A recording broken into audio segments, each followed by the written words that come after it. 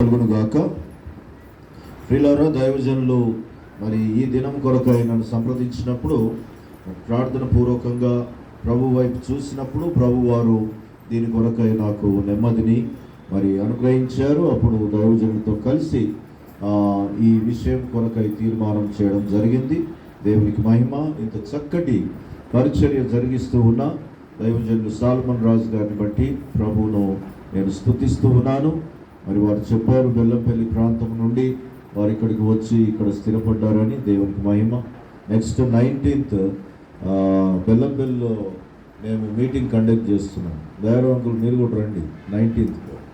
Okay, దేవునికి మహిమ. మొన్న 4th నేను కాగస్ నగర్లో 1 day రిట్రీట్లో ఉండి ఈ రీతిగా ఆ ప్రాంతంలో ఎక్కువ ఈ మధ్యకాలంలో మరి పరిచర్య కొరకై వెళ్ళి రావడానికి దేవుడు కృపనిస్తూ ఉన్నాడు. ప్రియులారా, చదువుబడిన లేఖన భాగాన్ని మనం గమనించినట్లయితే భక్తుడు రాస్తూ ఉన్న మాటలో ఒక శ్రేష్టమైన మాట ఏమిటి అంటే, యెహోవా దయాళుడు, ఆయనకు కృతజ్ఞతాస్తుతులు చెల్లించుడి, ఆయన కృప నిరంతరము ఉండును అని వ్రాస్తూ ఉన్నాడు. ఎంత చక్కని మాట! పరిశుద్ధ గ్రంథంలో ఈ కృతజ్ఞత అనే మాటకు చాలా విశిష్టత ఉన్నది అని నేను జ్ఞాపకం చేస్తూ ఉన్నాను. నూతన నిబంధనలోకి మనం వెళ్ళినప్పుడు కూడా కృతజ్ఞతకు అగ్రస్థానాన్ని దేవుడు ఇస్తూ ఉన్నాడు. ప్రభువారు శరీరధారిగా ఈ లోకంలో ఉన్నప్పుడు 10 మంది కుష్ఠరోగులు ఆయన దగ్గరికి రావడం మనం చూసినప్పుడు వారిని శుద్ధి అవ్వడానికి ఆయన కృపను చూపాడు. ఆయన లో నుండి ప్రభావం వెళ్ళింది. వారు బాగుపడడానికి దేవుడు సహాయం చేశాడు. వారు వెళ్తూ ఉంటే వాళ్ళంతా బాగైపోయినప్పుడు ఆ ఆనందంలో ప్రియులారా ఒక్కడు మాత్రము చూసుకున్నాడు, నేను ఇలా అయ్యాను, దీనికి కారణం ఎవరో, ఆయన దగ్గరికి నేను పరిగెత్తుతా అన్నట్లుగా వాడు నిర్ణయం తీసుకున్నాడు. మిగతా 9 మంది ఉన్నారు. వాస్తవంగా వీడు ఈ ఆయన దగ్గరికి వెళ్తా అనుకున్నవాడు సమరయుడు, మిగతా వాళ్ళంతా యూదులై ఉన్నారు. సో వాళ్ళు అనుకున్నారు, నేను ఇప్పుడు బాగయ్యాను కనుక ఆ సొసైటీలోనికి వెళ్ళవచ్చు, సమాజంలోనికి వెళ్ళవచ్చు, భార్య దగ్గరికి వెళ్ళవచ్చు, పిల్లల దగ్గరికి వెళ్ళవచ్చు, నేను ఇంకా ఆనందించవచ్చు. నాకు ఇంతకాలము ఏదైతే నేను ఊరు బయట ఉన్న స్థితి ఉన్నదో అదంతా పోయి ఊరిలో ప్రజలతో నేను జీవించవచ్చు అని ఎవరికి వాళ్ళు నిర్ణయాలు తీసుకొని ఎవరి వారు సంతోషిస్తూ ముందుకే అటే వెళ్ళారు. కానీ ఒక్కడు మాత్రమే, ప్రియమైన వారులారా, ఈ స్థితికి కారణమైన వ్యక్తి నా జీవితంలో ప్రాముఖ్యమని పరిగెత్తుకొని ఆయన యొద్దకు వచ్చి ఆయనకు కృతజ్ఞత చెప్తాడు. ప్రియులారా, అయితే వాడు వచ్చాడన్న సంతోషం కంటే వీళ్ళు రాలేదన్న బాధ, లేకపోతే క్రమశిక్షణ అక్కడ ప్రభువు దగ్గర కనిపిస్తూ ఉన్నది. కనుక కృతజ్ఞత అనే దానికి దేవుడు చాలా ప్రాముఖ్యతనిచ్చాడు.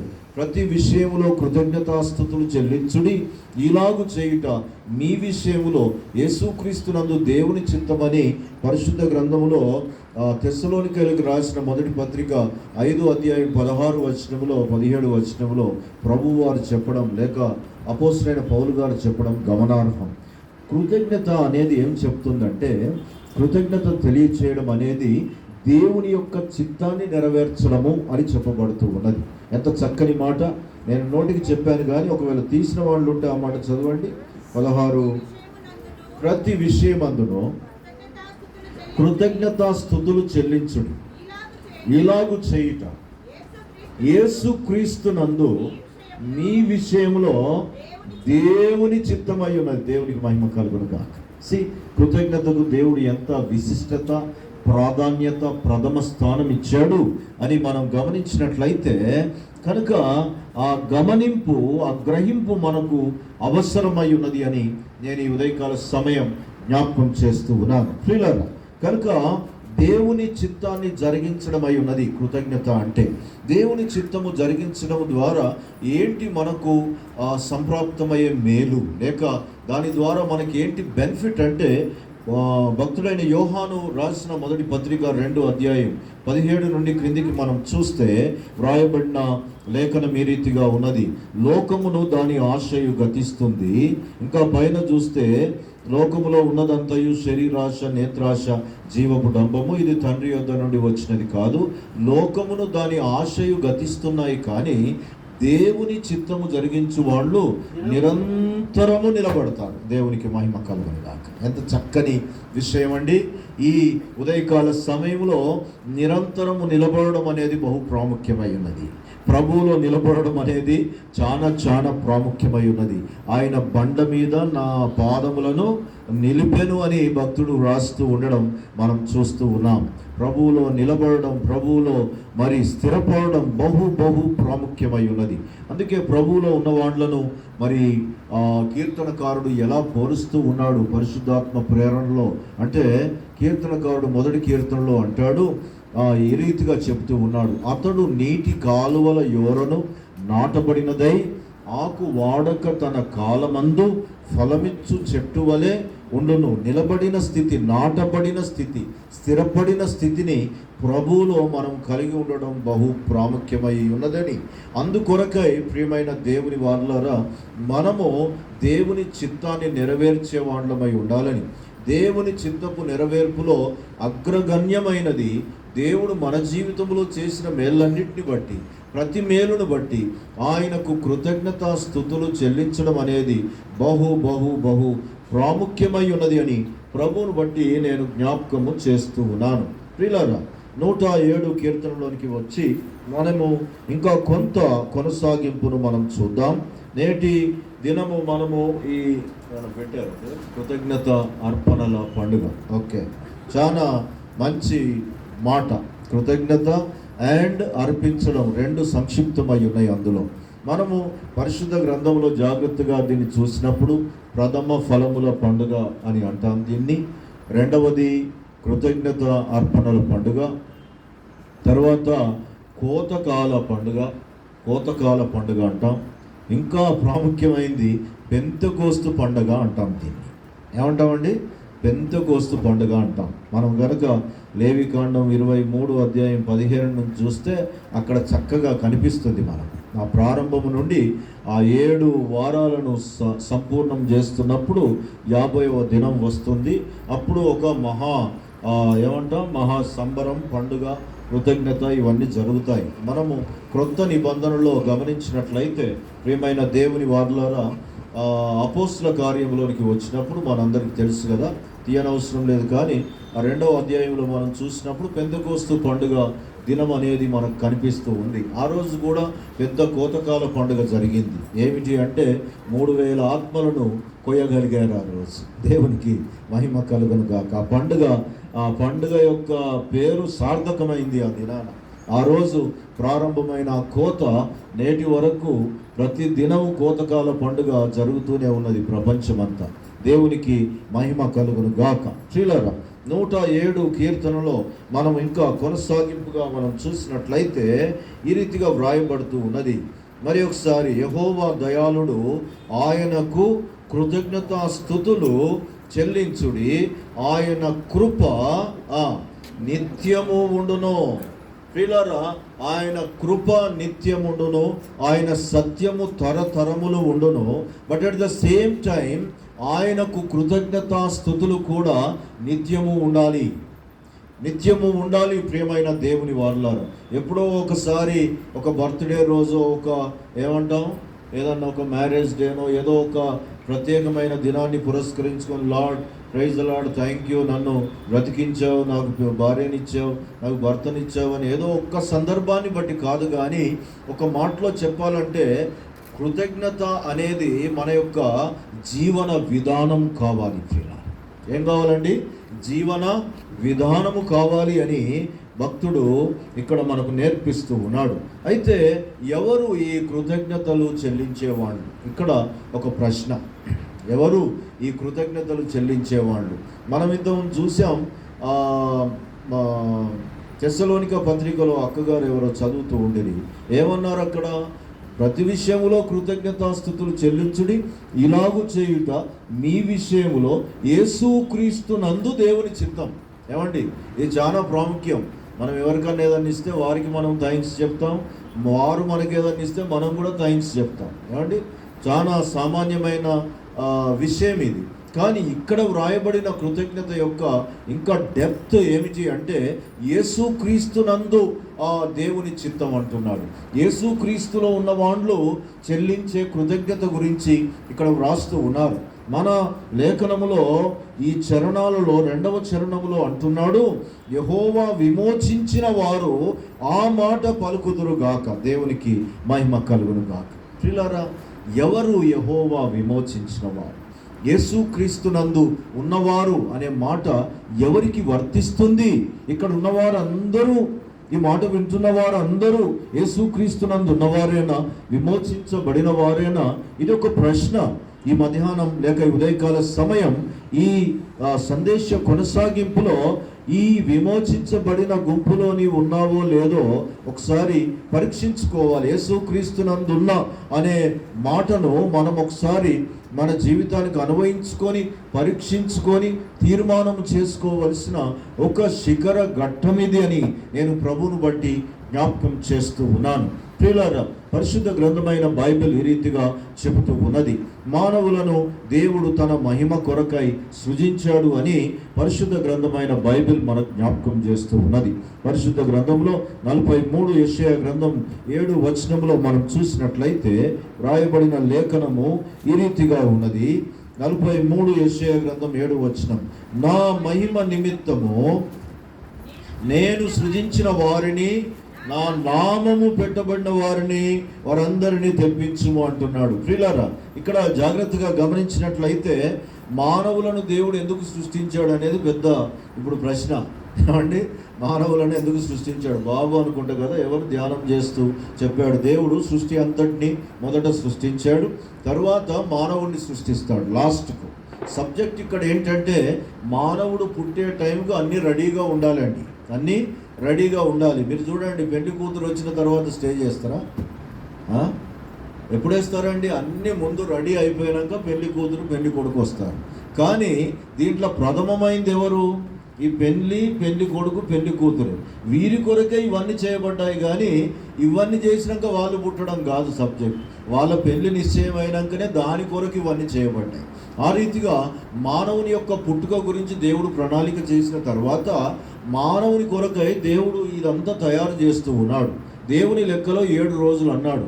ఆ 7 రోజుల్లో దేవుడు ఈ భూమిని, ఆకాశాన్ని, సూర్య చంద్ర నక్షత్రాలను వీటన్నిటిని తయారు చేశాడు. ప్రియులారా, అయితే మానవుని యొక్క పుట్టుక ఇవన్నీ అయిన తర్వాత ఇక్కడ ఒక మనిషి ఉంటే బాగుండు, ఆ మనిషి ఈ రీతిగా ఆ రీతిగా ఆయన అనుకోలేదు. పరిశుద్ధ గ్రంథమైన బైబిల్ అంటూ ఉన్నది.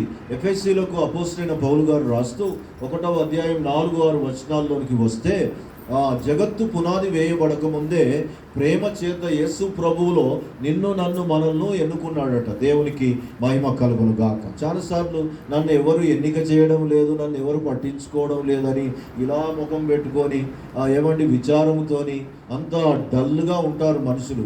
మనిషి పట్టించుకుంటే ఎంత, పట్టించుకోకపోతే ఎంత. సన్యాసి రాసుకుంటే బూడిద రాలిందట కదా. మానవులంతా ఒక మనిషి మనల్ని పట్టించుకున్నా పట్టించుకోకపోయినా అది మ్యాటర్ కానే కాదు. సృష్టికర్త అయిన దేవుడు నిన్ను పట్టించుకుంటూ ఉన్నాడు. ఆయన నిన్ను సంరక్షిస్తూ ఉన్నాడు. ఆయన యొక్క చిత్తం నీ విషయంలో ఎంత ఉన్నతమైందో నేటి సందేశం ద్వారా నువ్వు వినాలి అని, జాగ్రత్తగా గ్రహించాలని, దాని ప్రకారం నీ బ్రతుకును నీవు దేవునికి అప్పగించుకోవాలని నేను ఆహ్వానిస్తూ ఉన్నాను. కనుక ఇక్కడ మనం గమనించినట్లయితే జగత్తు పునాది వేయబడక ముందే యేసు ప్రభువులో ప్రేమ చేత దేవుడు నిన్ను నన్ను ప్లాన్ చేసుకున్నాడు, ఎన్నుకున్నాడు, ఏర్పాటు చేసుకున్నాడు. ఆ క్రమంలోనే దేవుడు ఈ మానవుని సృష్టించడానికి, ఈ సృష్టి అంతటిని సృష్టించిన తర్వాత ప్రియమైన వారలారా, మానవుని యొక్క సృష్టిని ఆయన ప్రణాళిక చేస్తూ ఉన్నాడు. మానవుని యొక్క సృష్టిని ఎలా తయారు చేస్తున్నాడు అంటే, దేవుడు ఇలా నిలబడితే కాళ్ళలో నుండి ఒకడు పుట్టాడు, మోకాళ్ళలో నుండి ఒకడు పుట్టాడు, ఏమండి నడుములో నుండి ఒక కులం పుట్టింది, కడుపులో నుండి, వీపులో నుండి, ముక్కులో నుండి, చెవులో నుండి. Non sense. అలా ఎక్కడ పుట్టరు, అలా ఉండదు కూడా. పరిశుద్ధ గ్రంథమైన బైబిల్ చక్కగా చెబుతూ ఉన్నది, దేవుడు తన పోలికలో, తన స్వరూపములో మానవుణ్ణి సృష్టించ ప్రణాళిక చేస్తూ ఉన్నాడు. ఏంటి దేవుని యొక్క పోలిక అంటే, దీని మీద రాసిన చూడండి ఏమున్నదండి, దేవుని యొక్క పోలిక పరిశుద్ధత. వేల్పులలో నిన్ను పోలినవాడు ఎవడు? నేను ఎట్లా పడితే అట్లనే ఉంటా కానీ మీరు పరిశుద్ధులుగా ఉండండి అనేటోడు కాదు మన దేవుడు. మన దేవుడు పరిశుద్ధుడు కనుక తాను సృష్టించిన వారిని కూడా పరిశుద్ధం అనే స్పిరిచువల్ డిఎన్ఏతో ఆయన తయారు చేస్తూ ఉన్నాడు. ఒకటి ఆయన పోలికలో చేశాడు, అది అనగా పరిశుద్ధత. రెండవది ఆయన స్వరూపములో చేస్తూ ఉన్నాడు. యోహాను రాసిన మొదటి పత్రిక 4వ అధ్యాయంలోనికి వెళ్తే అక్కడ వ్రాస్తాడు, దేవుడు ప్రేమ స్వరూపి, ప్రేమ లేనివాడు దేవుణ్ణి ఎరగడు. అంటే దేవుని యొక్క పోలిక పరిశుద్ధత, దేవుని యొక్క స్వరూపము ప్రేమ. తన పోలికలో తన స్వరూపంలో చేశాడు అంటే ప్రియులారా, ఈ ముక్కు కన్ను చెవులు ఇట్లా కాదు. మనము దైవికమైన క్రమాన్ని ఎప్పుడు కూడా ఆత్మీయంగా అన్వయించుకోవాలి. ఇది ఎప్పుడు మర్చిపోకండి. కనుక ఈ ఆత్మీయ క్రమములో దేవుడు మానవుణ్ణి సృష్టిస్తూ ఉన్నాడు. అంత మాత్రమే కాదు, తన పోలికలో తన స్వరూపములో నేల మట్టితోని ఆయన మానవుణ్ణి నిర్మిస్తూ ఉన్నాడు. నేల మట్టితో ఆయన తన స్వహస్తాలతోని ఆయన సృష్టిస్తూ ఉన్నాడు. ఉష్కాకి అంటే నీవు నేను పుట్టలేదు ప్రియులారా. ఉష్కాకి అంటే నీవు నేను పుట్టలేదు, కానీ స్వయంగా తన స్వహస్తాలతోని ఆయన నిన్ను నన్ను పుట్టించాడు. మనం కృతజ్ఞత అనే పదాన్ని నేర్చుకుంటూ ఉన్నాం. కృతజ్ఞత యొక్క కొనసాగింపును మనం నేర్చుకుంటూ ఉన్నాం. కృతజ్ఞత ఎవరు చెల్లించాలి అనే దాని మీద మనము ఇంకా ఈ సందేశాన్ని కొనసాగిస్తూ ఉన్నాం. కనుక దేవుడు స్వహస్తాలతో మానవుడిని సృష్టించాడు. దేవుడు అంటే ఏదో చెట్టు మీద కొమ్మ, చెక్కుతే బొమ్మ, ఇంట్లో పెడితే అమ్మ, పొయ్యిలో పెడితే బూడిద అన్నట్లు కాదు. దేవుడు అంటే ఎవరు నీకు ఫస్ట్ తెలియాలి. దేవుడు అంటే ఎవరో నీకు ఫస్ట్ తెలియాలి. యెషయా ప్రవచన గ్రంథం 66 అధ్యాయం 1వ వచనం. యెషయా ప్రవచన గ్రంథం 66 అధ్యాయం 1వ వచనం. యెహోవా ఇలాగు సెలవిచ్చుచున్నాడు, ఆకాశము నా సింహాసనము, భూమి నా పాదపీఠము. ఇది నువ్వు దేవుడు అంటే ఎవరో తెలుసుకోవాలి. దేవుడు అంటే ఇందుగలడందు లేడని సందేహం లేకుండా సర్వ వ్యవస్థలలో ఏక సమయంలో ఉండగలిగిన మహామహుడైన దేవుడు. ఆకాశ మహాకాశములు పట్టజాలని వాడు. ఆయన సర్వాంతర్యామి అయిన దేవుడు, సర్వ సృష్టికి కారణభూతుడైన వాడు అనే సత్యము నీకు అవగాహన కావాలి.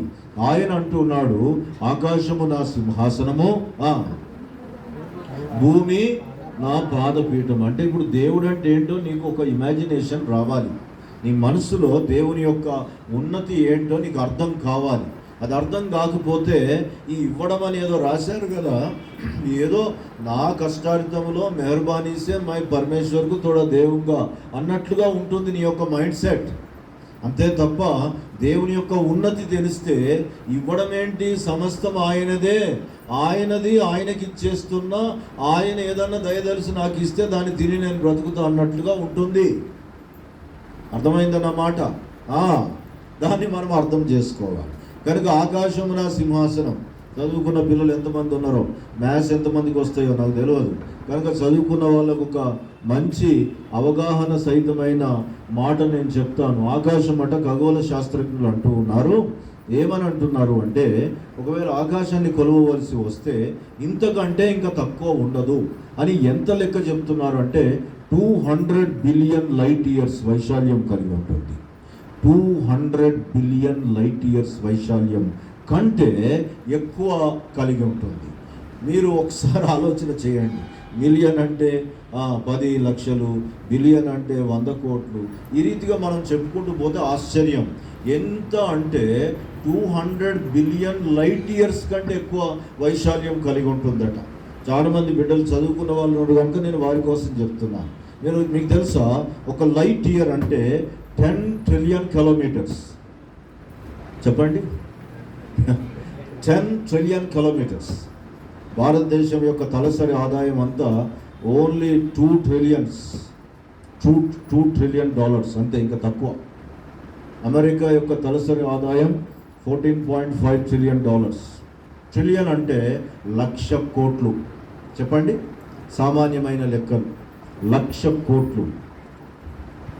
10 ట్రిలియన్ కిలోమీటర్స్ ఒక్క లైట్ ఇయర్ అంటే 200 బిలియన్ లైట్ ఇయర్స్ కంటే ఎక్కువ వైశాల్యం కలిగి ఉంది ఆకాశం. మీరు కూర్చునే కుర్చీ మీకెంతో, ఆకాశం మొత్తం దేవునికి అంతే. హల్లెలూయా. మీకు అర్థమైందా? ఆకాశం మొత్తము జస్ట్ ఈ కుర్చీ మనకెంతో దేవునికి అంతే. కుర్చీ మొత్తమే ఆస్తి ఉంటుంది. అదంటే ఎవరికన్నా ఏమండి, ఇంట్లో ఎన్నో ఉంటాయి, కుర్చీ కూడా ఉంటుంది. మీరు ఒకసారి దేవుణ్ణి ఆలోచన చేయండి. 510 మిలియన్ కిలోమీటర్స్ ఉంటుంది భూమండలం.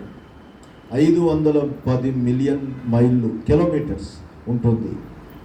2 కాళ్ళు పెట్టుకునే ఒక పీట, అదే భూమి.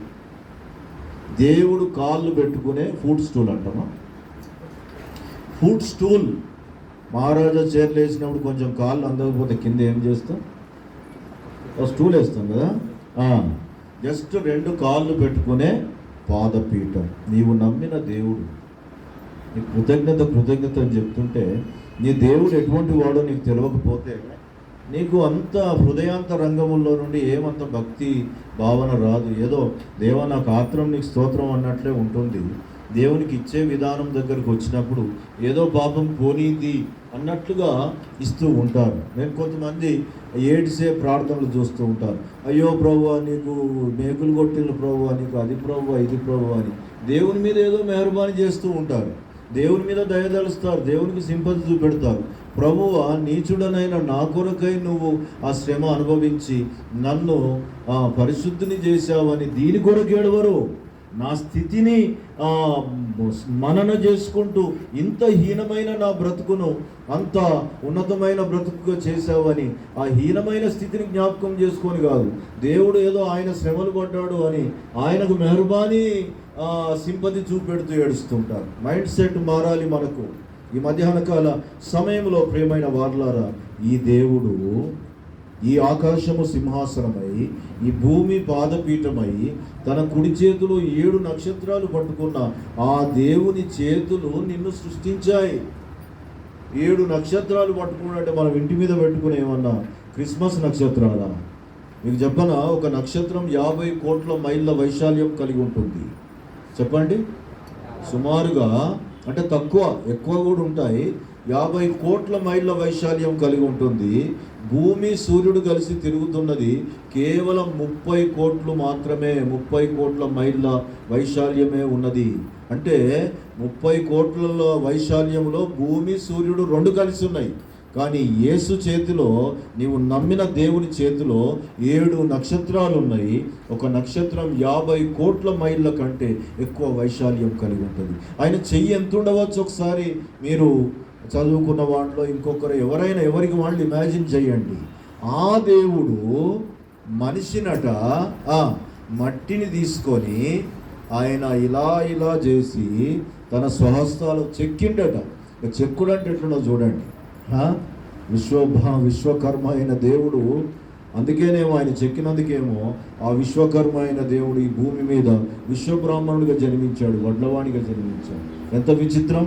శిలువ బలియాగం అనే చెక్కడము కార్వింగ్ ద్వారా తిరిగి మానవునికి ఆకారం తీసుకురావడానికి ఆయన బలియాగం అయ్యాడు. హల్లెలూయా, హల్లెలూయా.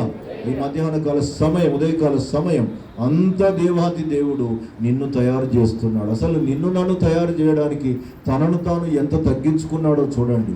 ఈ భూమి మీదకి వచ్చినప్పుడు తగ్గించుకున్న దానికంటే ఎక్కువ తగ్గించుకున్నాడు ఆయన. హల్లెలూయా. ఎందుకంటే నిన్ను తయారు చేయడం అనేది అంత సులువైన విషయం కాదు. మీరు చూడండి, మనం ఇంత హైట్ ఉన్నాం, ఒక చిన్న ఎర్ర చీమ ఉంటుంది చూసారా? అట్ ఎ టైం ఇట్లా పట్టుకోగలమా మనం? ఏమండి, సింపుల్గా ఇట్లా పట్టుకోగలమా మనం?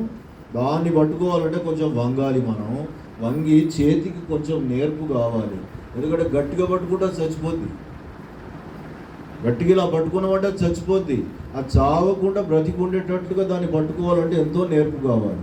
చిన్న చీమ మన ముందు ఎంతో, అంతకంటే 0.1 ట్రిలియన్ టైమ్స్ దేవుని ముందు మనము ఆఫ్టర్ ఆల్ 144 కీర్తనలు అందుకే అంటాడు, నరుని జ్ఞాపకం చేసుకుంటూ నరుడు ఏ పాటివాడయ్యా, దట్స్ ఆల్.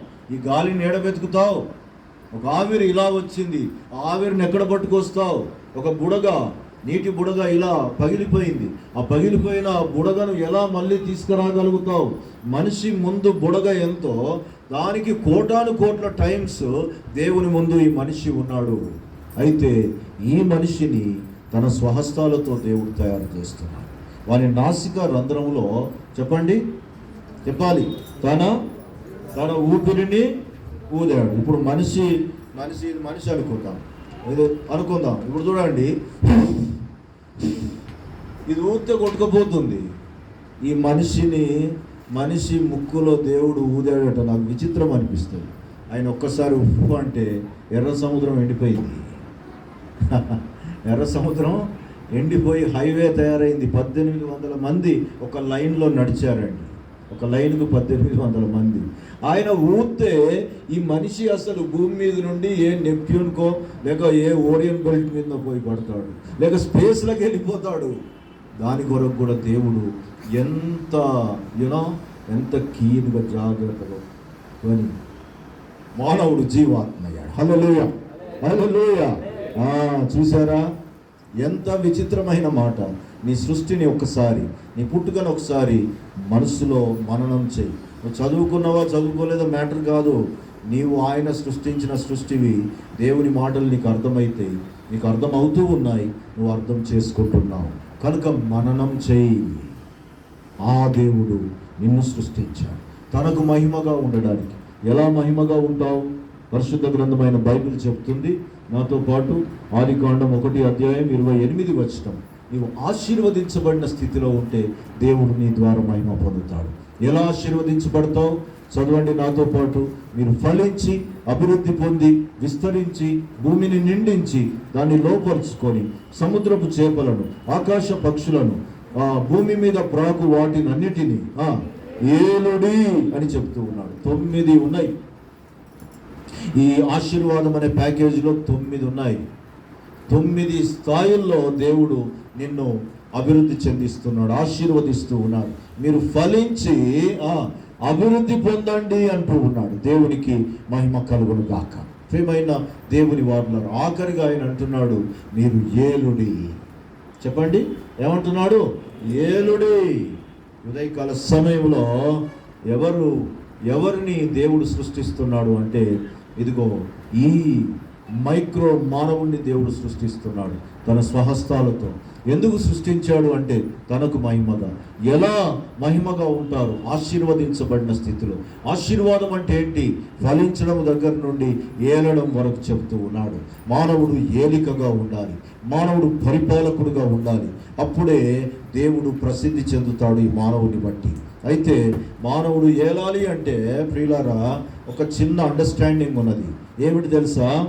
మానవుడు దేవుని చేత ఏలబడితే ఈ సృష్టి మానవుని చేత ఏలబడుతుంది. Simple understanding. మానవుడు దేవునికి లోబడితే లోకము, సృష్టి మానవునికి చెప్పాలి లోబడుతుంది. దేవునికి మహిమ. అక్కడ వచ్చింది తేడా. మానవునికి లోబడడం అక్కడ ఫెయిల్ అయిపోయింది. లేక మానవుడు దేవునికి లోబడడం ఫెయిల్ అయిపోయింది. దేవుణ్ణి అనుసరించడం ఫెయిల్ అయింది. దేవుణ్ణి అనుకరించడం స్టార్ట్ చేశాడు. దేవునికి ఉన్న బ్యాడ్ హ్యాబిట్గా దేవునికి ఉన్న అభ్యాసం ఏంటంటే, తను ఏం చేసినా కానీ మనిషికి చెప్తాడు. నీకోసం ఇట్లా చేసినా, ఇది చేసినా, అది చేసినా అని చెప్తాడు, చూపెడతాడు ఇవన్నీ. కనుక మనిషి కూడా చూశాడు, ఓహో నన్ను మట్టితో ఇలా చేశాడా, ముక్కులో ఉప్పు అని ఊదాడా, నేను జీవాత్మ అయ్యానా, ఆయన స్వరూపంలో ఆయన పోలికలో నన్ను చేశాడా అని కొంతకాలం తర్వాత మానవుడు ఏం చేశాడు అంటే, నన్ను అనుసరించు అన్నాడు దేవుడు.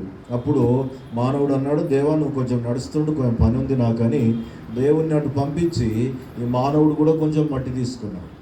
వీడు కూడా తయారు చేశాడు 70, 80, 90 ఫీట్లు. ఎన్ని ఫీట్లు అంటే అన్ని ఫీట్ల హైట్లో మానవుడు ఈ మట్టితో తయారు చేస్తున్నాడు. 6000 సంవత్సరాల నుంచి ముక్కు దగ్గర కూర్చొని ఉప్పని ఒత్తుడు కానీ ఒక్క బొమ్మ కూడా జీవాత్మ అవడం లేదు. You got my point? మీరు అర్థం చేసుకుంటున్నా? ఒక్క బొమ్మ కూడా జీవాత్మ అవడం లేదు. అప్పటి నుంచి ఇప్పటి వరకు దేవుణ్ణి అనుసరించాలి, అనుకరించకూడదు. ఇమిటేషన్ ఆల్వేస్ ఏమిటి? Crime. But in the sight of Lord it's a sin.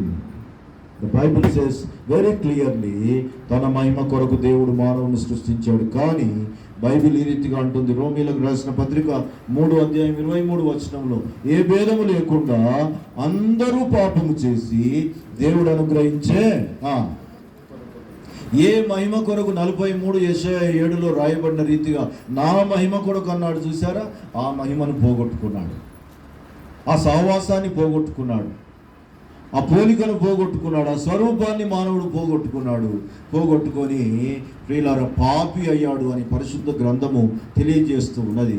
పాపం వలన ఏమొస్తుంది? మరణం వస్తుందని చెబుతూ ఉన్నది. 1వ కీర్తనలో మనం చూస్తే మా పాపి దుష్టునిగా పోల్చబడుతున్నాడు. దుష్టుడు అలాగునుండక ఎలా ఉంటాడట? గాలి చెదరగొట్టు కొట్టువలే ఉంటాడు. ఆ నిలబడిన స్థిరపడిన స్థితి పోయి ఎటు పడితే అటు, ఇటంటే ఇటు, అటంటే అటు. ఈరోజు ఈమెతో తిరుగుతాడు, ఈమె నా భార్య అంటాడు. రేపు ఆమెతో తిరుగుతాడు, ఆమె నా భార్య అంటాడు. ఏమండి? అనగా వ్యవస్థ అంతా అస్తవ్యస్తం అయిపోయింది. ఒక మాట మీద నిలబడేది లేదు, ఒక తలంపు లేదు, ఒక స్థిరత్వం లేదు. మానవుడు అస్థిరుడు అయిపోయాడు. ప్రియులారా, నెమ్మది లేని స్థితి వచ్చింది. బైబిల్ చెప్తుంది, యెషయా ప్రవచన గ్రంథంలో మనం చూసినట్లయితే వ్రాయబడిన లేఖనము ఈ రీతిగా చెబుతూ ఉన్నది. నేను ఆ మాట చదువుతాను. 57 యెషయా గ్రంథం 21. దుష్టునికి నెమ్మది ఉండదని నా దేవుడు సెలవిస్తున్నాడు. పాపం ఏం చేసింది? స్థిరత్వాన్ని పోగొట్టింది, నెమ్మదిని పోగొట్టింది. ప్రియమైన వారులారా, 59 యెషయా గ్రంథంలో మనం చూస్తే, విననేరకై ఉండునట్లు నా చెవులు మందము కాలే, సహాయం చేయకుండా నా చేతులేమి కూర్చోగాలేదు, కానీ మీ పాపము మీకు నాకు మధ్యలో అడ్డుగోడగా వచ్చింది. దైవ దర్శనాన్ని, దైవ సహవాసాన్ని పోగొట్టింది. ప్రియులారా, మానవుని యొక్క జీవిత సమస్యలన్నిటికీ దేవుడే జవాబు. కానీ మానవుని యొక్క పాపము దేవునికి మానవునికి మధ్యలో చెప్పాలి అడ్డుగోడగా వచ్చింది. కనుక ఇది మామూలు గోడ కాదు, ఇది sound proof and bullet proof, bomb proof గోడ అనాలి. పాపం అంతా మామూలు కాదండి. ఎరుకో గోడలైనా కూల్చొచ్చు, కానీ ఈ పాపపు గోడను ఏమండి, అహంకారపు గోడను, మత్సరపు గోడలు, ఇవి చాలా స్ట్రాంగ్ హోల్డ్స్ ఇవి. కనుక దేవునికి మానవునికి మధ్యలో ఏమొచ్చింది? అడ్డుగోడ అయిపోయింది. 59 అదే చెప్తుంది కదా, నీ పాపము నీకు నాకు మధ్యలో అడ్డుగోడగా వచ్చింది. దీన్ని పగలగొట్టడానికే మానవుడు ఎన్ని ప్రయత్నాలు చేస్తూ ఉన్నాడు. దీన్ని పగలగొట్టడానికి, తిరిగి మహిమను పొందుకోవడానికి, ఆశీర్వదించబడిన స్థితికి రావాలని, దేవునితో సహవాసం పొందాలని, దైవ దర్శనాన్ని పొందాలని, తిరిగి ఆ పవిత్రతను, తిరిగి ఆ స్వరూప స్వభావాన్ని పొందుకోవడానికి మానవుడు మిగుల ప్రయత్నం చేస్తూ ఉన్నాడు. అందుకొరకై గోదానం, భూదానం, అన్నదానం, వస్త్రదానం, ఎన్నో దాన ధర్మాలు, దీక్షలు, వ్రతాలు చేస్తూ ఉన్నాడు. చెప్పులు లేకుండా నడుస్తూ ఉన్నాడు. బ్రహ్మచర్యం చేస్తూ ఉన్నారు, కింద పడుకుంటూ ఉన్నారు. ఏమండి? భార్యకు దూరం, భర్తకు దూరం, నాన్ వెజ్కు దూరం, భోజనానికి దూరం, దీక్షలు, వ్రతాలు ఎన్నో చేస్తూ ఉన్నాం. ప్రియమైన వారులారా, ఎక్కడెక్కడికో వెళ్తూ ఉన్నాం, ఎక్కడెక్కడో తిరుగుతూ ఉన్నాం. హైదరాబాద్ ప్రాంతపు, తెలంగాణ ప్రాంతంలో ఒక సామెత ఉన్నది, బహుశా అంతా ఉండవచ్చు ఇది. అదేమిటంటే, నేను మంచి భాషలో చెప్తాను. చేసింది మనలో పెట్టుకొని కాశీకి పోయినా ప్రయోజనం లేదు అని చెప్తాను. కొంచెం మంచి లాంగ్వేజ్ వాడాను. ఇక్కడ ఇంకొక లాంగ్వేజ్ ఉంటుంది. చేసింది మనలో పెట్టుకొని చెప్పాలి, కాశీకి పోయినా ప్రయోజనం లేదు, ఏలాపూరి వేలాంగిని మాత దగ్గర పోయినా లేదు, మెదక్కు పోయినా, ఎక్కడికి పోయినా ప్రయోజనం లేదు. మన లోపల అది ఉండగా కనుక ఎక్కడెక్కడో తిరుగుతూ ఉన్నాడు, ఏమేమో చేస్తూ ఉన్నాడు. ఆఖరికి బలులు అర్పించడం ప్రారంభించాడు. కోళ్ళు, కుక్కలు, జంతువులు, అన్ని బలులు, ఇట్లా కాదులే అని నరబలి ఇస్తూ ఉన్నాడు. ఆదిలాబాద్ అనేసరికి నాకు జ్ఞాపకం వచ్చింది. అక్కడ గోండు ప్రజల మధ్య నేను సేవ చేసేవాడిని. ప్రియులారా, వాళ్ళు దేవుణ్ణి పేన్ అని పిలుస్తారు. ఆకి పేన్, ముండా పేన్, పెర్సా పేన్, ఎండువా పేన్, జంగుబాయి, నాగోబా అన్నకు తెలుసు. అటు రొట్టెపల్లి, వెంకటాపూర్, ఏమండి, తిరియాని అంకులు అంతేనా, పంగిడి మాదర, అవన్నీ నడుచుకుంటూ తిరిగిన గిన్నెదారి. ఆ దినాల్లో అంతా గోండు ప్రజలు ఉంటారంట అక్కడ.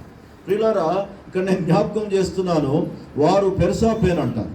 పెర్సా పేన్ అంటే, పెర్సా అంటే పెద్ద పెద్ద దేవుడు, నాగోబా అని దేవుడు. ఇప్పుడు సీజన్ అక్కడ నాగోబా జాతర జరుగుతుంది. నాగోబా సీజన్లో వారు నరబలి ఇస్తారు. ఈ రోజు వరకు ఆ ఆచారం ఆ ప్రాంతంలో గోండు ప్రజల మధ్యలో జరుగుతూ ఉన్నది.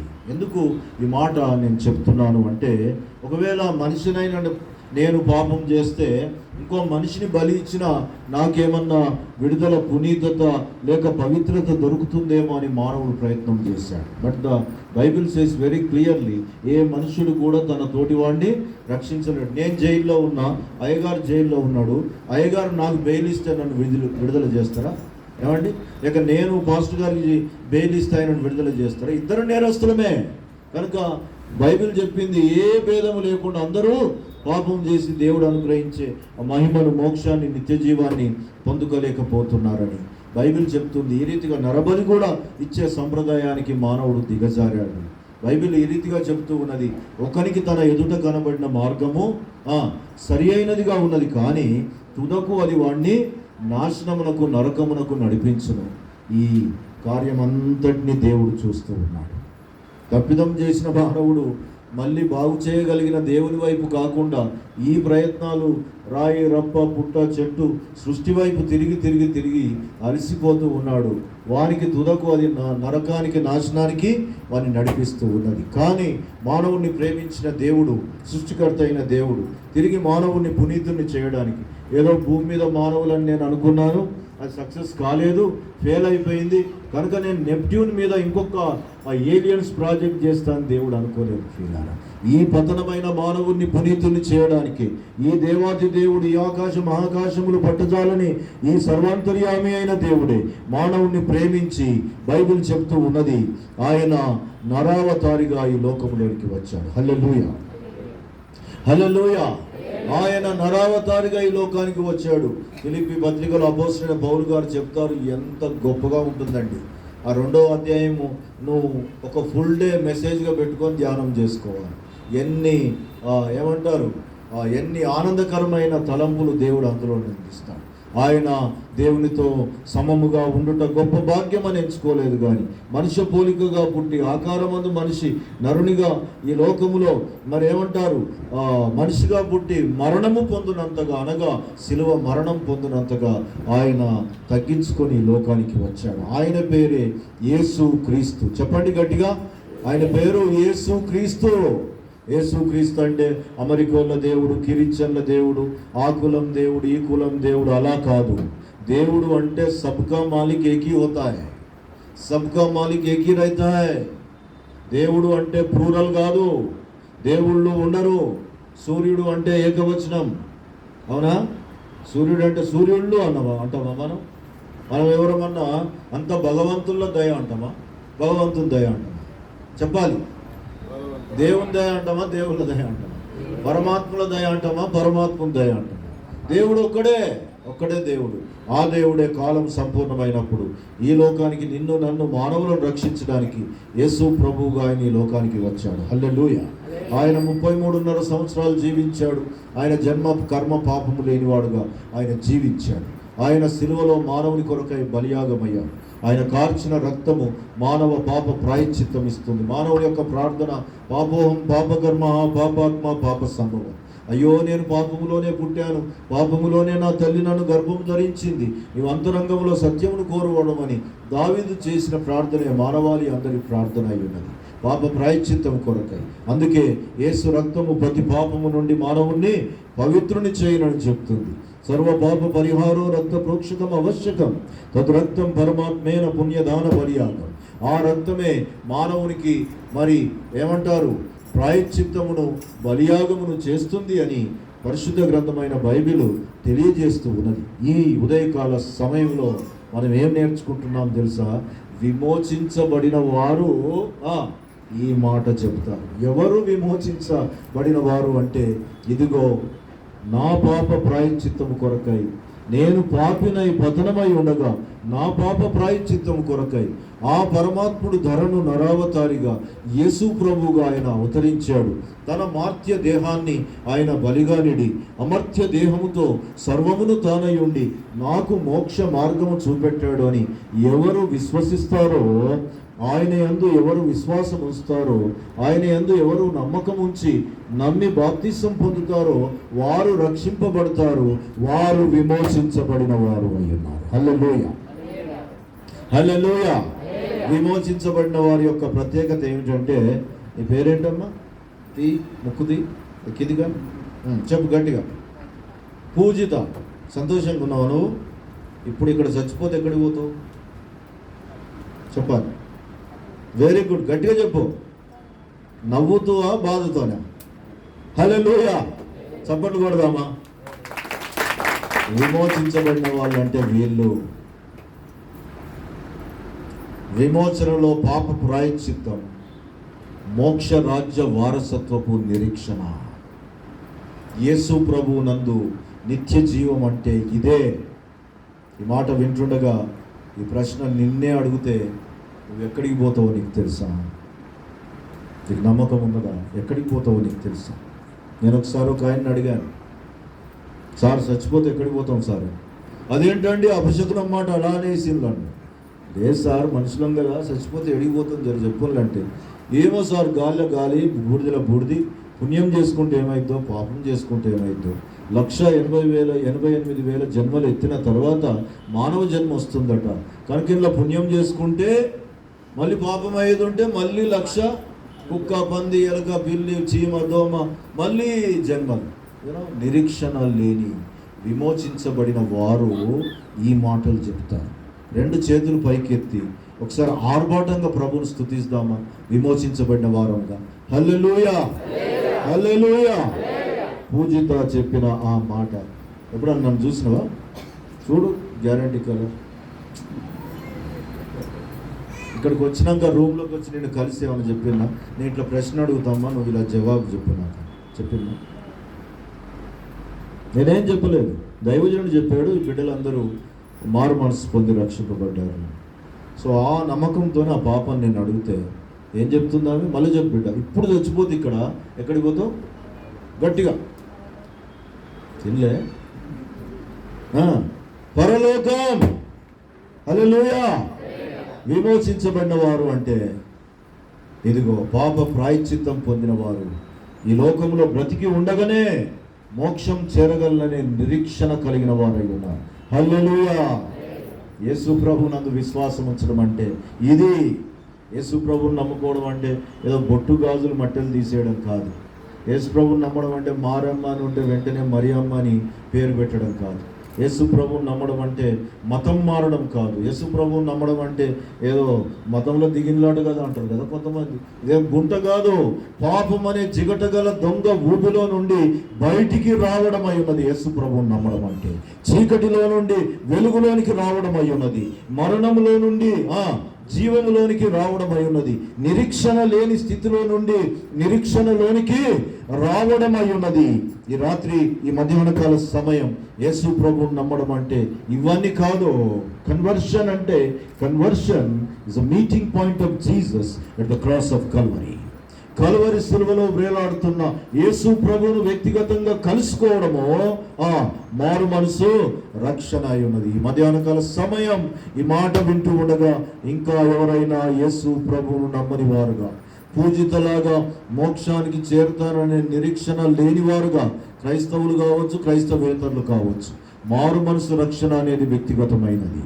ఒక క్రైస్తవ కుటుంబంలో పుడితే వచ్చేదేం కాదు. నేను కూడా క్రైస్తవ కుటుంబంలోనే పుట్టాను.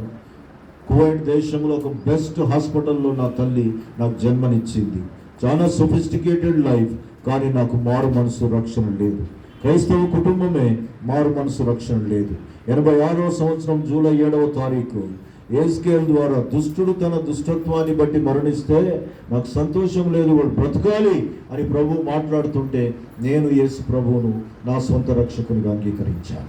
ఇప్పుడు ఈ సంతోషకరమైన ఈ పండుగలో నీ బ్రతుకు దండగా చేసుకోకు. నువ్వెవరైనా కావచ్చు, నీ కులం, మతం ఏదైనా కావచ్చు, యేసు ప్రభువును నీ హృదయంలో విశ్వసించు. యేసు ప్రభువును హృదయంలో విశ్వసించు. నేను పాపిని, నా పాపం పోవడానికి నీవు నా కొరకు లోకానికి వచ్చావని యేసు ప్రభువు నేను నమ్ముతూ ఉన్నాను. నీ అందు విశ్వాసం ఉంచడం ద్వారా నాకు సంప్రాప్తమయ్యే రక్షణ నాకు అనుగ్రహించు అని ప్రభువుకు నువ్వు ప్రార్థన చేయి.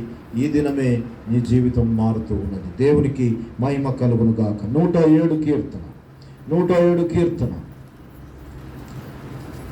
107 కీర్తనలో 2వ వచనాన్ని మనం చూసి మనం ఈ పండుగకు సంబంధించిన ఒక 3 లేక 4 తలంపులతోని మనం ముగించుకున్నాం. యెహోవా విమోచించిన వారు, లేక మొదటి 2 వచనాలు చదువుదాం. యెహోవా దయాళుడు, ఆయనకు కృతజ్ఞతాస్తుతులు చెల్లించుడి, ఆయన కృప నిరంతరముండును. యెహోవా విమోచించిన వారు ఆ మాట పలుకుదురుగాక. దేవునికి మహిమ కలుగునుగాక. ఈ ఉదయకాల సమయం, ఈ పండుగ, ఈ కృతజ్ఞత ఎవరు పడితే వారు చేసేది కాదు. ఒకటి విమోచించబడిన వారు. విమోచించబడకపోతే ఇన్స్టెంట్గా ఇక్కడే విమోచించబడడానికి యేసు ప్రభువుని నీ స్వంత రక్షకునిగా నువ్వు అంగీకరించడానికి నీకు వసతి ఉన్నది, ఫెసిలిటీ ఉన్నది, నీకు అవకాశం ఉన్నదని నేను చెప్తూ ఉన్నాను. ఈ అవకాశాన్ని కనుక నీవు వదిలిపెడితే నాకు తెలియదు రేపు నీవు బ్రతికుంటావో లేదో. నీవు పాపిగా ఈ లోకంలో మరణిస్తే అక్కడ నరకం ఉన్నది, అక్కడ అగ్ని ఆరదు, పురుగు చావదు, ఏడుపును పళ్ళు కొరుకుటై ఉండునని దేవుని యొక్క వాక్యం సెలవిస్తూ ఉండగా, ఈ అనుకూలమైన సమయం, ఈ రక్షణ దినాన ప్రభువును నీవు అంగీకరించాలి అని ప్రభువును బట్టి నేను తెలియజేస్తూ ఉన్నాను. మంచిది, మనము పాత నిబంధనలో నుండి 2-3 తలంపులు మనం చూద్దాం. లేవికాండము 23వ అధ్యాయం చూడండి. ఎవరు దీన్ని ఆచరించాలి? ఈ కృతజ్ఞత పండుగ ఎవరు చేసుకోవాలి? 9వ వచనం, మరియు యెహోవా మోషేకు ఇలాగూ సెలవిచ్చాను, నీవు ఇశ్రాయేలుతో ఇట్లా అను, నేను మీకు ఇచ్చుచున్న దేశమునకు మీరు వచ్చి దాని పంటను కోయినప్పుడు మీ మొదటి పంటలో ఒక పనను యాజకుని యొద్దకు తేవాలి. ఇది ఎవరు చేయాలి ఈ పండుగ అంటే? ఇశ్రాయేలీలు చేయాలి. చెప్పండి, చెప్పాలండి, మాట్లాడాలి మనం. ఇశ్రాయేలీలు చేయాలి. ఇశ్రాయేలీలు అంటే పలస్తీనా ప్రాంతంలో లేకపోతే ఏంటది యెరూషలేం ప్రాంతంలో ఉన్నవాళ్ళు అని అర్థం కాదు. నేడు ఇది మనకు అన్వయింపు ఎట్లా అంటే 32వ అధ్యాయం ఆది కాండంలో మనం చూసినప్పుడు ఒక రాత్రి ఒక వ్యక్తి దేవునితోని పెనుగులాడుతూ ఉన్నాడు. నీ పేరు ఏంటి బాబు అని అడిగితే అప్పుడు ఆయన అన్నాడు, నా పేరు యాకోబు అన్నాడు. అవునా? యాకోబు అంటే అప్పుడు దేవుడు ఏమన్నాడు అంటే, నీవు దేవునితో మానవునితో పోరాడి గెలిచితివి కనుక నీ పేరు ఇశ్రాయేలు. ఇశ్రాయేలు అంటే అర్థం ఎవరు అంటే గెలిచిన వారు. చెప్పండి, గెలిచిన వారు. ప్రియమైన దేవుని వాళ్ళారా, ఓడిపోయిన వాళ్ళు ఈ పండుగ చేయడానికి వీలు లేదు. గెలిచిన వారు ఈ పండుగ చేయాలి. ప్రియులారా, ఏమి గెలవాలి? పాపాన్ని గెలిచిన వారు, లోకాన్ని గెలిచిన వారు, సాతానుని గెలిచిన వారు ఈ పండుగను చేయాలి.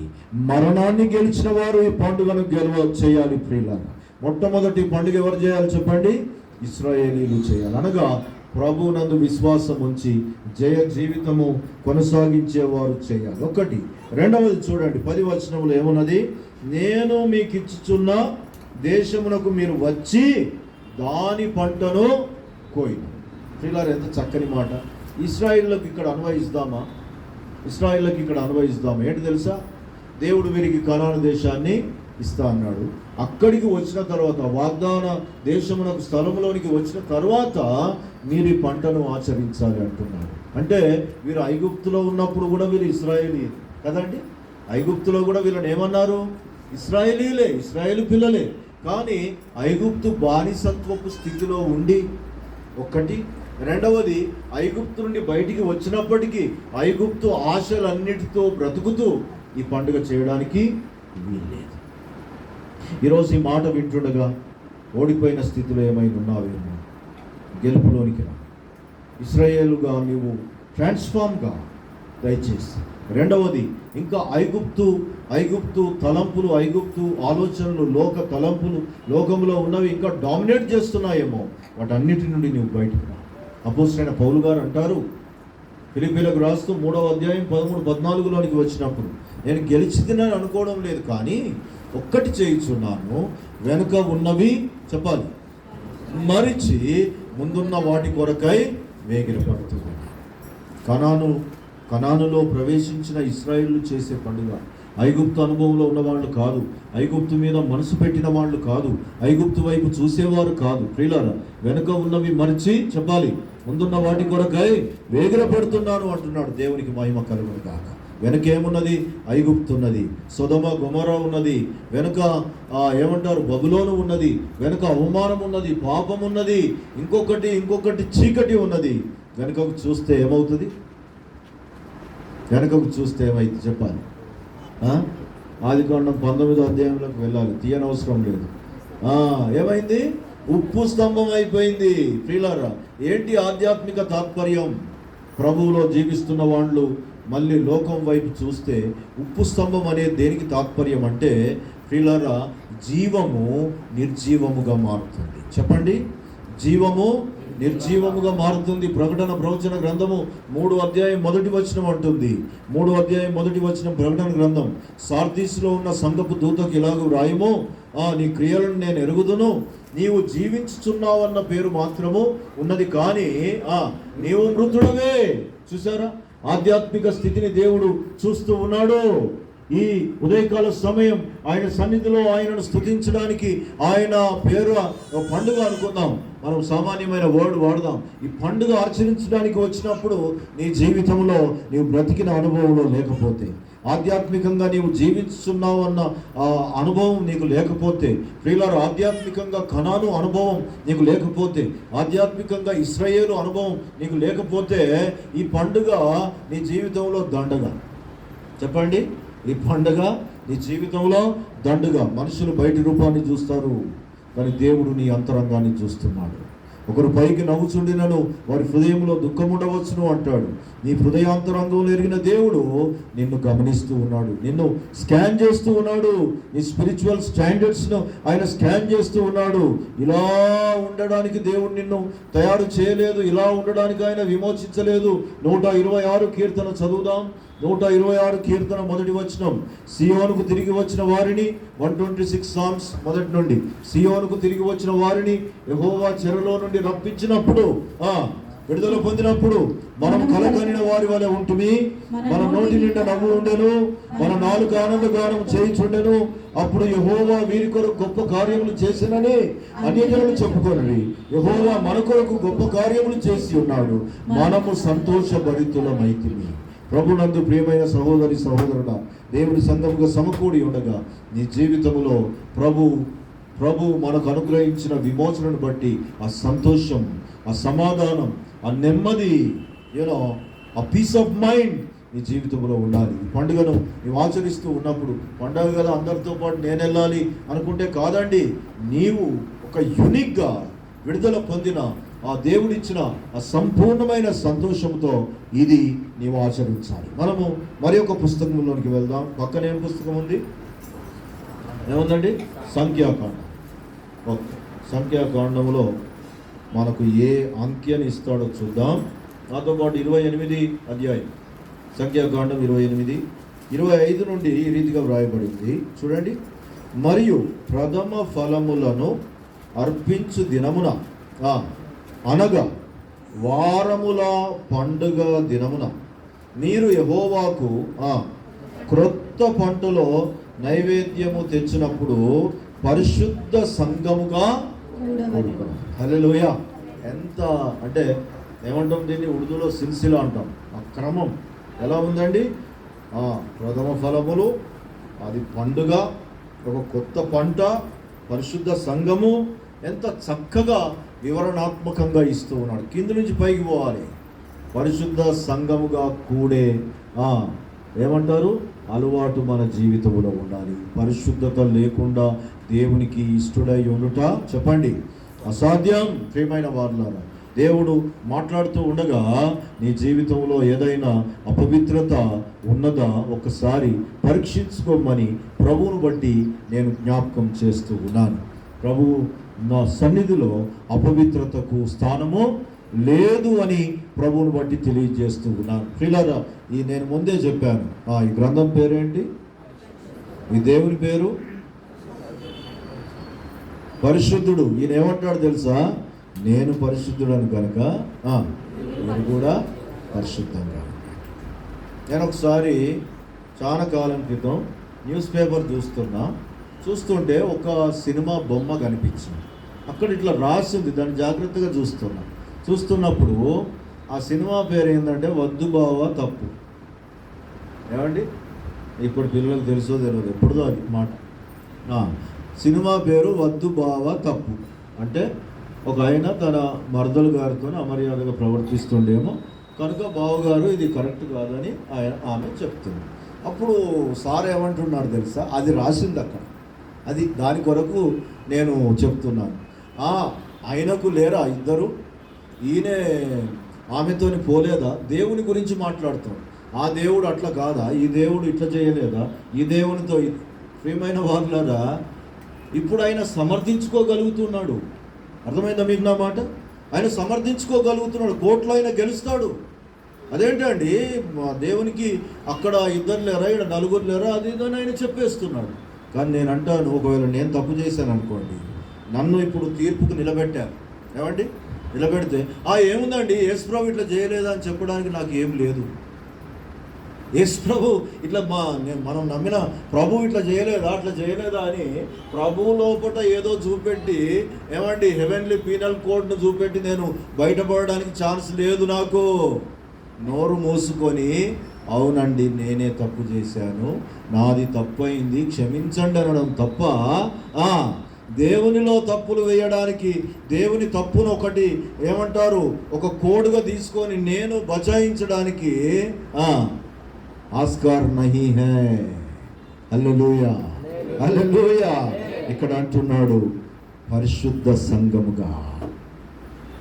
రెండవ మంచి మాట ఏమిటంటే ఇక్కడ 25-26 వచనంలో మనం చూస్తే చూడండి, క్రొత్త పంటలో, ఇది ఒక మంచి మాట అండి. ఏం పంట అండి? క్రొత్త పంట. మన జీవితం ఎప్పుడు నూతనపరచబడిన నవీన స్వభావాన్ని ధరించుకోవాలి. పిల్లలు మనం ఏమిస్తున్నాం అనేది ఓ బాత్కి బాతే, అది తర్వాత మాట. దానికంటే ముందు ఇవ్వడానికి స్టాండర్డ్స్ మనకు కలిగి ఉండాలి. ప్రియమైన దేవుని వారు చెప్పండి, ఇవ్వడానికి స్టాండర్డ్ ఉండాలి. ఇప్పుడు ఓటు వేయడానికి పోయినాం అనుకోండి, ఏ పార్టీకి వేస్తావు, ఎందుకు వేస్తావు, ఇదంతా కాదు. అసలు నీకు ఓటు హక్కు ఉండాలి. ఓటు వేయడానికి నీకు ఏముండాలి? ఎలిజిబిలిటీ ఉండాలి. ఇక్కడ నీ జీవితం క్రొత్తది కావాలి. ఇదిగో పాతవి చెప్పాలి, కొత్తవి సమస్తం కొత్తవాయి. పోయిన కృతజ్ఞత పండుగకు నీ బ్రతుకు ఎట్లుందో నాకు వద్దు. ఈ కృతజ్ఞత పండుగ కొత్త పంట, కొత్త జీవితంతో ప్రభు దగ్గరికి రావాలి. ఒకసారి నీ హృదయాన్ని పరీక్ష చేయి. ఎవరి మీదైనా ద్వేషం ఉందా? ఎవరితోనైనా కోపం ఉందా? నీ తోడబుట్టిన అన్నతో నువ్వు మాట్లాడక ఎంతకాలం అయి ఉంటుంది? నీ తోడబుట్టిన చెల్లెళ్ళతో నువ్వు మాట్లాడక వైరము, ద్వేషం, వారిని అవమానించిన స్థితి, వారిని శపిస్తూ ఎంతమందితో నీకు అసమాధానం ఉన్నది? ఈరోజు బల్లనా అండి? బల్ల ఇక్కడ ఉన్నది. మనకు బలి అర్పిస్తున్నప్పుడు మన మీద ఎవరికైనా కోపం ఉంటే, మనకు కోపం కాదు, మన మీద ఎవరికైనా కోపం ఉంటే ఇది ఇక్కడ వదిలిపెట్టి వెళ్ళి సమాధాన పడి రమ్మని. క్రైస్తవ జీవితం ప్రియులారా, ఈరోజు క్రొత్త జీవితం మనం కలిగి ఉన్నామా? లేనట్లయితే మళ్ళీ కరోనా రాకముందే, ఒక కరోనా 1-2 వేవ్స్ అయిపోయినా ఇంకా బ్రతికున్నాం మనం. ఎందుకు బ్రతికుంచాడు అంటే, ప్రియమైన వారులారా, 3వది రాకముందే మన జీవితము ప్రభువులో పరిపూర్ణం కావాలి. పరిపూర్ణం కాకుండా అపరిపూర్ణముగానే ఈ లోకాన్ని వదిలిపెడితే పిల్లరా, అది చాలా దుర్భరం. క్రీస్తు మనల్ని ప్రేమించిన రీతిగా మనము తోటి వారిని ప్రేమించాలి. పరలోక ప్రార్థనలు ఏం నేర్పాడు? మేము మా రుణస్తులను క్షమించిన ప్రకారము మా రుణములను చెప్పాలి. మనం క్షమించకుండా ఎలా క్షమించబడతాం? ఒకసారి పరీక్షించుకుందామా?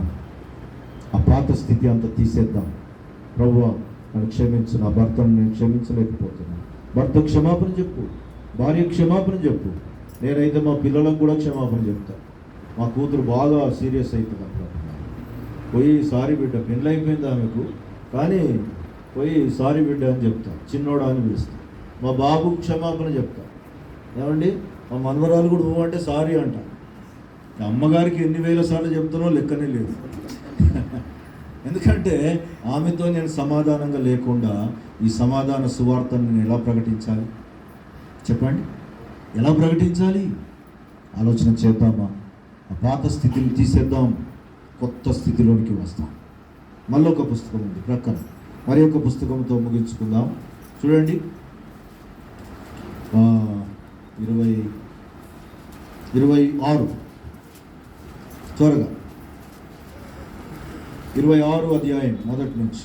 నీ దేవుడైన యెహోవా స్వాస్యముగా ఇచ్చుతున్న దేశమునకు నీవు వచ్చి దాన్ని స్వాధీనపరచుకొని దానిలో నివసించినప్పుడు దేవుడైన యెహోవా నీకు ఇచ్చుతున్న నీ భూఫలములో నుండి నీవు కూర్చుకొను భూఫలములన్నిటిలో ప్రథమ ఫలములు తీసుకొని గంపలో ఉంచి నీ దేవుడైన యెహోవా తన నామమునకు మందిరం నేర్పుకున్న స్థలమునకు వెళ్ళి ఆ దినముల్లో ఉండే సేవకునికి అప్పగించాలి. చాలు. ఏమండి, ఒక చక్కని తలంపుతోని మనము కంక్లూజన్కు వస్తాం. ఇక్కడ దేవుడు మళ్ళీ చెప్తున్నాడు, ఆ దేశమునకు వచ్చి దాన్ని స్వాధీనపరుచుకున్న తర్వాత, ఇది చాలా ప్రాముఖ్యం. ప్రభువుకు కృతజ్ఞత అర్పణ అర్పించే వాళ్ళు ఎవరి స్వాధీనంలో ఉండకూడదు. ప్రభు స్వాధీనములు ఉండాలి. అన్ని నీ స్వాధీనంలో ఉండాలి. చెప్పండి, అన్నీ నీ స్వాధీనంలో ఉండాలి. నువ్వు అబద్ధం స్వాధీనంలోకి పోకూడదు. నీవు ఏమంటారు, మొబైల్ స్వాధీనంలోకి పోకూడదు. నీవు ఇనుప రేకులు ఇత్తడి రేకులు స్వాధీనంలోనికి పోకూడదు. మొన్న ఒక ఇంటికి పోయాం, పోతే ఏమున్నది, ఇప్పుడు ఏంటి బాగా డామినేట్ చేస్తుంది టీవీలో, ఏంటండి జబర్దస్త్ ఏదో. సో పాపం మమ్మల్ని చూసి ఇప్పుడు అర్జెంటుగా ఆరాధన ఛానల్కి మార్చాలి, ఏది టీవీ. ఏమండి, ఆమెకు పాపం ఆరాధన ఛానల్ ప్రాక్టీస్ లేదు కదా, అయితే లేదు, ఏదేదో మారుస్తుంది, ఇంకా ఇంకో పాట వస్తుంది, ఇంకో డ్యాన్స్ వస్తుంది. నేను అన్నా, సిస్టర్ స్విచ్ ఆఫ్ చేయి, అయిపోతుంది కదా. ఇప్పుడు ఆ ఛానల్ జ్ఞాపకం వస్తలేదు. నేనేమంటానంటే, ప్రియులారా, మనము ప్రత్యేకించబడిన వారు, we are specialised people, we are separated.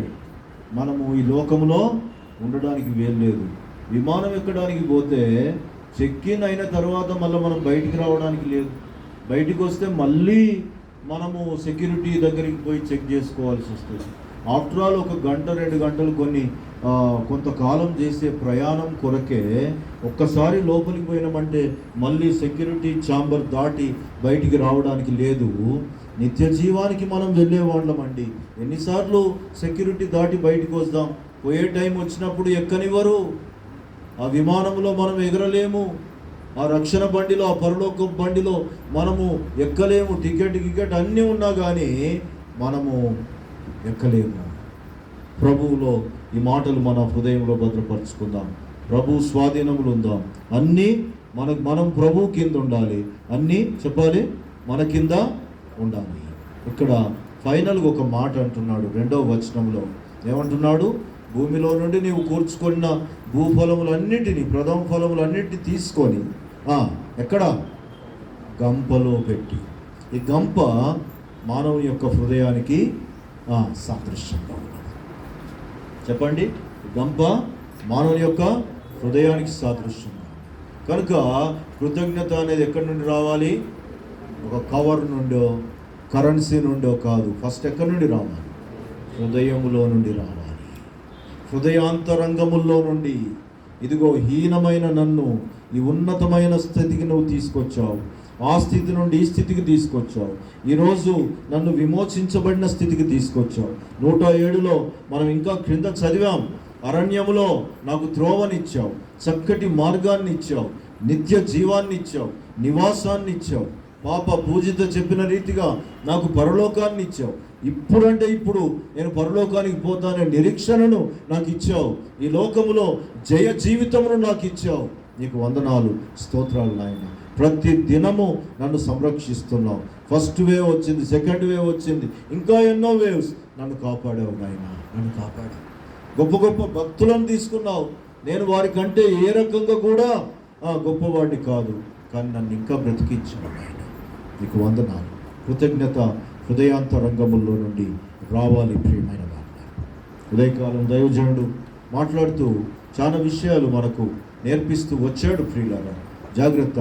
మనము దేవునికి ఇవ్వడం అనేది మీరు మర్చిపోకండి. మొత్తం దేవుందే. 65వ అధ్యాయం కీర్తన మనం చూస్తే, భూమి మనం చూసాం ఇంతకుముందే. భూమి ఏంటిది? ఆయన పాదపీఠం. భూమి ఆయనదే. విత్తనాలు ఎవరిస్తుండు? విత్తనాలు ఆయన ఇస్తుండు. వర్షం ఎవరిస్తుండు? వర్షము ఆయనే ఇస్తుండు. ఇంకేంటిదండి మనది? మనదనేది ఏంటి? మనమే ఆయన వారు. ప్రియులారా, దేవునికి ఇవ్వడం అనేది ఇప్పుడు ఎట్లిస్తావో నీ విచక్షణకే వదిలిపెట్టబడుతుంది. బర్నబా తనకున్నదంతా అమ్మి తీసుకొచ్చి అపోస్తల పాదముల వద్ద పెట్టాడు. ఇమిటేషన్, జాగ్రత్త. ఆయనను సౌలును పౌలు తోవలోనికి తీసుకురావడానికి సాధనముగా వాడుకొని గొప్ప సేవకునిగా నిలబెట్టాడు. అననీయ సప్ఫీరా కూడా ఆయనను చూసి వీళ్ళు కూడా మొత్తము అమ్మి మూట తెచ్చారు. మూట తెచ్చినాక భర్త భార్య ముఖం చూసుకుంటున్నారు. ఏమండి అంటే ఏంటి చెప్పు అన్నాడు. నీకేమన్నా అనిపిస్తుందా అంటే నీకేమన్నా అనిపిస్తుందా అంటాడు. అదే అండి అంటే నిజంగా మనము ఏక శరీరమే, ఎందుకంటే నీకేమనిపిస్తుందో నాకు అదే అనిపిస్తుంది. అవునండి అదే అండి, ఏం చేద్దామండి, కొంచెం తీసేద్దామండి. ఎట్లా మరి? నువ్వు నిన్ను అడిగినా అదే చెప్పు, నన్ను అడిగినా అదే చెప్తే ఏమ్మా పోయిన వారం రాలేదు ఏంటంటే జ్వరం పాస్టర్ గారు, మంచి ఆరోగ్యమే, ఇది నిజంగా నెక్స్ట్ వీక్ వస్తుంది నీకు జ్వరం, ఇప్పుడు వస్తుంది నీకు జ్వరం. ఆరోగ్యంగా ఉండి సిక్ లీవ్లు పెడతాం చూసారా? ఇప్పుడు సిక్ లీవ్ పెట్టుకోవడానికి లేనంత సిక్ వచ్చేటట్టు చేస్తాం. దేవుడు very particular, hour God is very particular. You know, ఆమె అబద్ధం చెప్పింది, ఈయన అబద్ధం చెప్పారు, ఇద్దరు చచ్చారు. దేవునికి ఒకసారి ఒప్పుకున్న తర్వాత ఒప్పుకున్న దానికంటే ఎక్కువ ఆశీర్వాదం పొందుతాం. కానీ మెట్టు దిగకు జాగ్రత్త. తెలంగాణలో ఒక సామెత ఉంటుంది, పంచపాండవులు మంచం కోలలాగా ముగ్గురు అని 2 వేలు చూపెట్టారు. ఏది దేనికి పొసగదు. పంచపాండవులు అంటే 5, మంచం కోళ్ళు అంటే 4, ముగ్గురు అంటే 3 కనిపించాలి, కానీ 2 చూపెట్టాడు. చాలాసార్లు ప్రభువుకి ఇచ్చే విషయంలో పొసగడం లేదు, ఏదో దేయింగే. నేను ఒక మాట అడగనా, ఎంతమంది నిన్ననే మీ కవర్ సిద్ధం చేసుకున్నారు? దేవునికి ఇవ్వడానికి ఒక కవర్ సిద్ధం చేసుకున్నాం. ప్రథమ స్థానం ఇస్తున్నామా? మన ఇంట్లో పెళ్ళి అవుతుంది, బడ్జెట్ తయారు చేస్తాం కదా, బడ్జెట్ చేసుకుంటాం. ఫస్ట్ దేవునికి కృతజ్ఞత కానుక అని రాసిన వాళ్ళు ఎంతమంది ఉన్నారు? ఎవరికి వాళ్ళే. ఏమండి, ఫస్ట్ ఈ శ్రేష్టమైన పెళ్లి కొరకు దేవునికి కృతజ్ఞత కానుక, this much, then you go for gold, hold, whatever. ప్రథమ స్థానం దేవునికి ఇవ్వకపోతే దేవుడు మనల్ని అధమ స్థానములు వస్తాం. దేవుడు మనల్ని అధమ స్థానం కాదు, మనం అధమ స్థానములు ఉంటామండి. మర్చిపోకండి, ప్రతి విషయంలో ప్రభువుకు ప్రథమ స్థానం. మందిరానికి రేపు వెళ్తామంటే ఈరోజే మన కానుక సిద్ధం కావాలి. ఈరోజే మన కానుక విత్ రెవరెన్స్. ఆ టైంకి ఏదో పర్సు తీసి తోసింది వేయడం కాదు, నువ్వు ఎంతైనా వేయవచ్చు, కానీ ఆ సిద్ధపాటు, ఆ రెవరెన్స్, ఆ ప్రథమ స్థానం ప్రభువుకు మనం ఇవ్వకపోతే ప్రియమైన దేవుని వాదులారా, దాన్ని బట్టి ఏమీ దేవునికి మహిమ రాదు. కృతజ్ఞతార్పణల పండుగ. దేవుడు తన మహిమ కొరకు నిన్ను సృష్టించాడు. ఆ మహిమలోనికి నిన్ను తీసుకురావడానికి ఆయన శరీరధారిగా వచ్చాడు. ఆయన యందు విశ్వాసం ఉంచిన నీవు ప్రభువునందున్న వాడవై ఆయనకు కృతజ్ఞత చెల్లించు. ప్రతి విషయంలో నీవు కృతజ్ఞత చెల్లించడం దేవుని యొక్క చిత్తమై ఉన్నది. ఈ దినాన ఈ కృతజ్ఞత పండుగ, నేనంటాను, ఒకవేళ కానుకలు లెక్క పెట్టవలసి వస్తే, నువ్వు తెచ్చిన కృతజ్ఞతార్పణ లెక్క పెట్టవలసి వస్తే, ఎప్పుడు కూడా రాని ఒక ప్రత్యేకమైన రీతిలో నేటి నీ కృతజ్ఞత క్రియారూపకంగా దేవుని సన్నిధిలో ఉండునట్లు నీవు యాక్ట్ చేయి, నీవు క్రియ చేయి, నీవు సమర్పించు. నీ హృదయాన్ని, నీ కుటుంబాన్ని, నీ జీవితాన్ని సమస్తమును సమర్పించి ప్రభువుకు ప్రథమ స్థానమే. ఆ ప్రథమ స్థానం నిన్ను ఉన్నత స్థానంలో ఉంచి తద్వారా దేవునికి మహిమ తీసుకురావడానికి సహాయం చేస్తుంది. అట్టి కృప త్రియేక దేవుడు ఈ దినాన చేరువచ్చిన అందరికీ, ఈరోజు ప్రభువును విశ్వాసం ఉంచిన వారికి అనుగ్రహించి ఆశీర్వదించును గాక. Amen, amen, amen. God bless you all.